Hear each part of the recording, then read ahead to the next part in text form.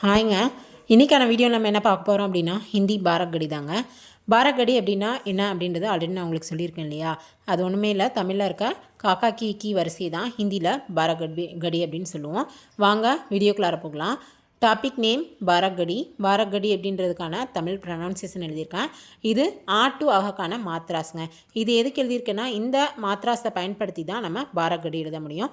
இன்றைக்கான பாரக்கடி லைன் நான் கா லைன் எடுத்திருக்கேன். ஸோ வாங்க இப்போ பாருங்கள், காக்கு கீழே ஒரு சின்ன குறியீடு கொடுத்துருக்கேன் இல்லையா? இது எதுக்குன்னா அந்த லெட்டருக்கு, அதாவது ஹிந்தியில் எந்த லெட்டருக்கு கீழே இந்த குறியீடு வந்தாலும் அதுக்கு ஸ்ட்ரெஸ் கொடுக்கணும் அப்படின்றது தாங்க அர்த்தம். ஸோ இக்கு ப்ளஸ் ஆ கா, ஆக்கு பக்கத்தில் எந்த மாத்திராவும் இல்லாதனால கா அப்படி எழுதிட்டோம். நெக்ஸ்ட்டு இக்கு ப்ளஸ் ஆ, ஆவை ஹிட் பண்ணால் ஒரு ஸ்டாண்டிங் லைன் இருக்கு இல்லையா? ஸோ அந்த ஸ்டாண்டிங் லைன் நீங்கள் போட்டால் இக்கு ப்ளஸ் ஆ கா.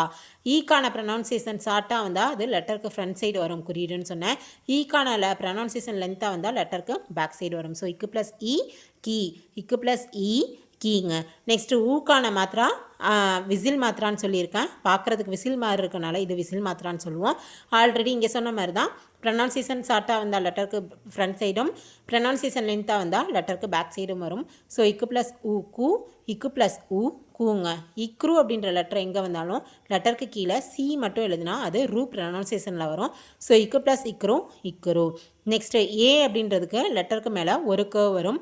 ஐ அப்படின்னா லெட்டருக்கு மேலே டபுள் கர்வ் வரும். ஸோ இக்கு ப்ளஸ் ஏ கே. நெக்ஸ்ட் இக்கு ப்ளஸ் ஐ கைங்க.